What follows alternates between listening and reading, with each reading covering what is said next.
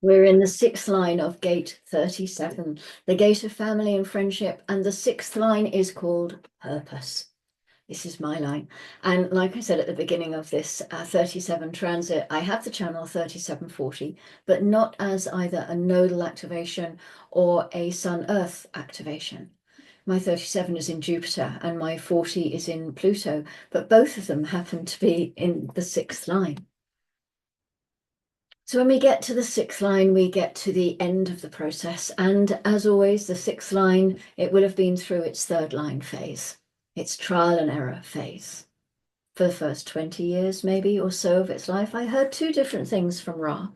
He said that at one point I heard that it was up until the point of the first Saturn return. And then I heard him say that most sixth lines are out of their third line phase by the time they get to their 20s. So I don't know, if you're a sixth line, maybe you'd like to share what your experience of that is. In those first years, during the third line phase, the sixth line is going to burn its fingers. And then it's going to withdraw and it's going to climb up onto the roof of the house and it's going to stay out of things. Sixth lines are naturally aloof and reclusive, and yet they also carry the capacity to be the administrator and to have wisdom from that perspective. The 37.6, like the 46, they can be the font that you need if you want knowledge and information about communities and families, because they sit up there on the roof of the house and they watch their family doing whatever their family is doing, and they recognize everything that's wrong in what they're witnessing. The lifetime learning says the energy to maintain the family is enhanced by recognizing its values. Again, this is a line that needs time. Ra said that the real values of the family cannot be discovered, almost literally, actually, until you're a grandparent. To really grasp those values is going to take time. Communities take a long time to build.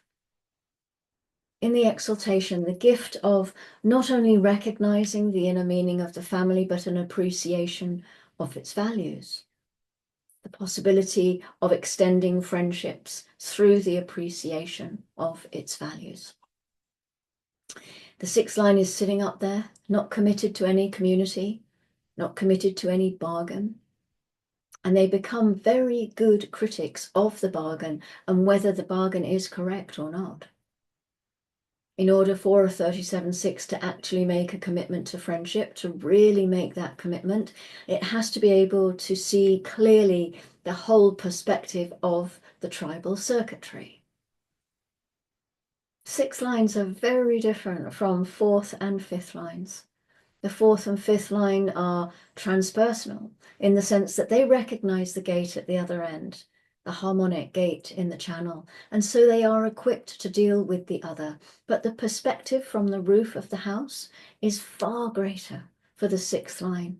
It's a perspective that reaches out and it sees the whole circuit, which ends up in the 45, the throat gate, which is on the lookout to see, what do I have? What don't I have? All the throat gates have a voice, and the voice of the 45 is I have. There can be a deep possessiveness within the tribe.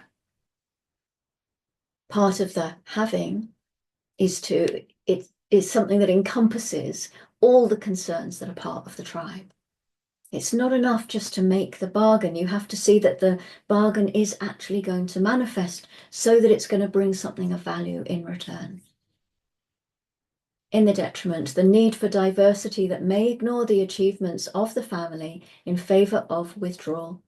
The need for diversity that, despite appreciation, will prefer casual friendships.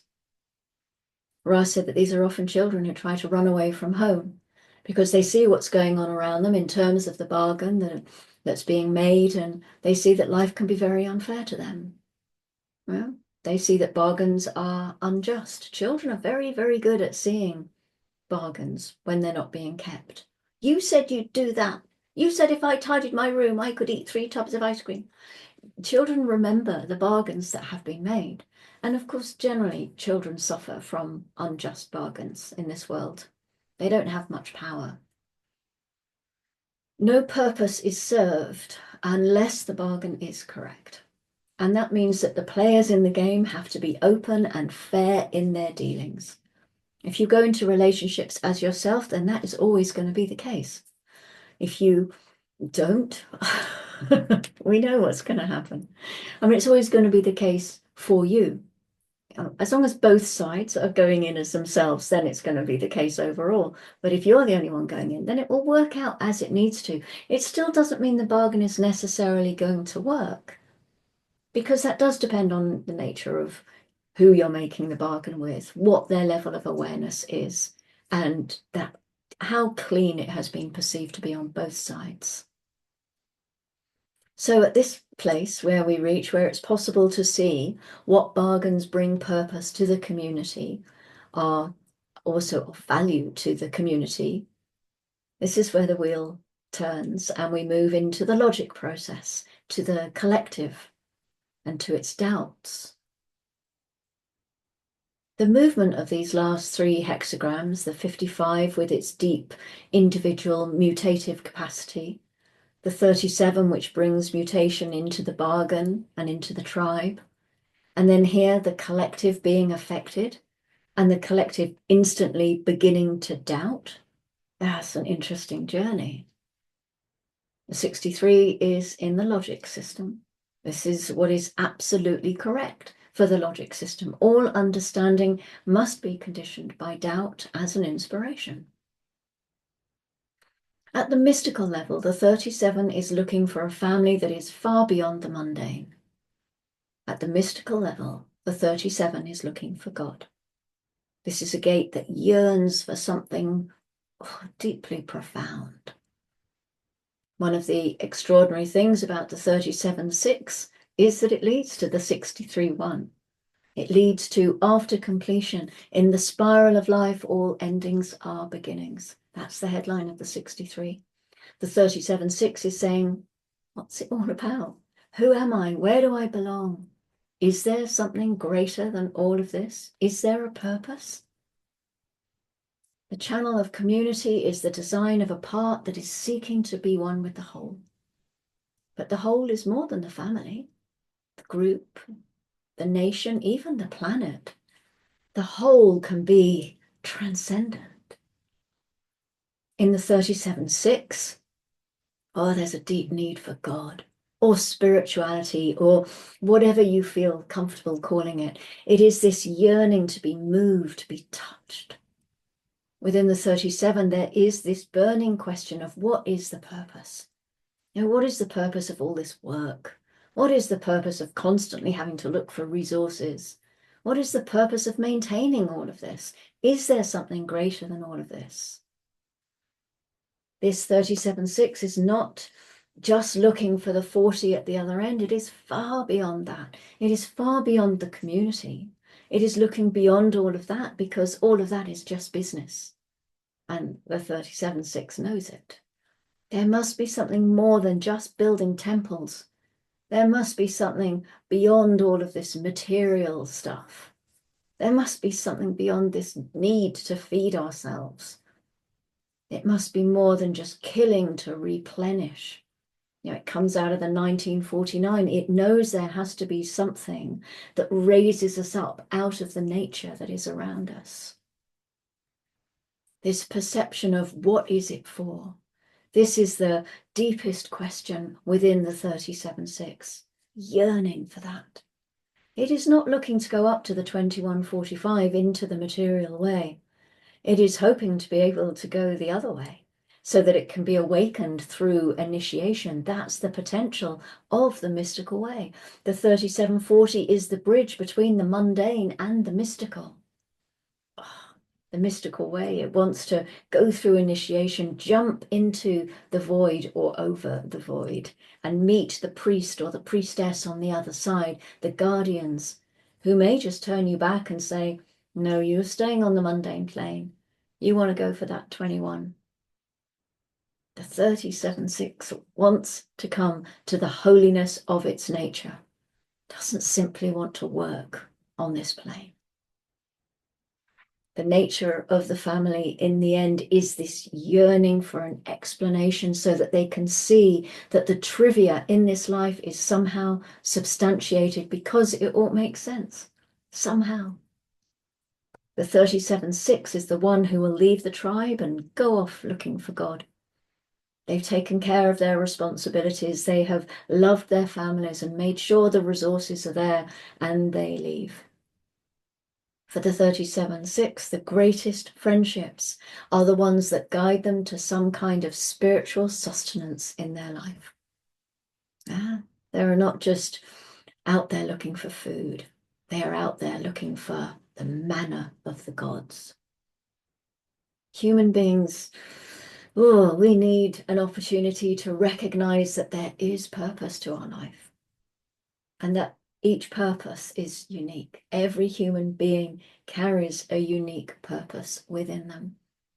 And human design can be of enormous benefit to this process of discovering what your unique purpose is. Everyone needs to know that their purpose is fulfilled by being. And we can only suspend the judgment that compares this and that when we see intrinsically that we're limited. And that limitation actually is our perfection. All of us together as a family, we transcend all of that. In the end, the deepest cry of the family is what? Why? How? They need to have these questions answered. And so we find ourselves up in the head in gate 63 and that gate of doubt. And so the grounding to this 37-6 is, of course, the 46 in the line that is called decapitation. This is someone who is going to tell it like it is. And hopefully it'll be a good, clean cut. Is this a good bargain? Nope. Is this a good friendship? Nope. Or maybe yes, but it's straight to it. This is a line that supports the 37-6 in a way by keeping it honest. You know, you make a good bargain and you stick to it, or you know what's going to happen. So the moon has been in gate 63 since 3:31, where our sun is going next, up in the head center to the gate of doubt. The progression of the moon today feels really poignant to me as it is moving through the 4 gates that are the last 4 gates of my journey through the wheel, following the sun as it transits around the mandala. The sun moves into gate 22 at 12:43, so it's back to the solar plexus for the gate of grace and openness, depending on the mood. It could just as easily be disgrace and closedness. This is an individual gate that is the only social channel within individual circuitry. It can be moody. It's an emotional gate after all, so it can empower others with a great impact when it expresses its emotions, because it's a manifestor energy as well. And next, the moon moves into gate 36 at 21:53, still in the solar plex. Of course, this is the gate of crisis, the darkening of the light, and it can also be the light at the end of the tunnel. And we may already be experiencing this energy strongly because the North Node is here and Mercury is here. And we have the whole channel that is active with Jupiter. So this is the channel of transitoriness. Transitoriness. Experiences are not meant to be held onto. They are not meant to last forever. They must go through the cycle of beginnings and endings so that we have the space that is required to reflect on them, to see what value they have in them. And then the final moon transit for today is gate 25 at 7:01 tomorrow morning. This is the G center gate of innocence, the gate of the spirit of the self, also known as the gate of unconditional love. This is a love that is described as cool, a love that loves equally and indiscriminately. And some people struggle with that because they want to be more special. They want a love that's going to mean something deeper, be more profound than a love that feels the same way about everything. But that's the mechanic here in this gate. And we have lots of love gates in the body graph. They express love in all of its glory and variety. Here, it's unconditional.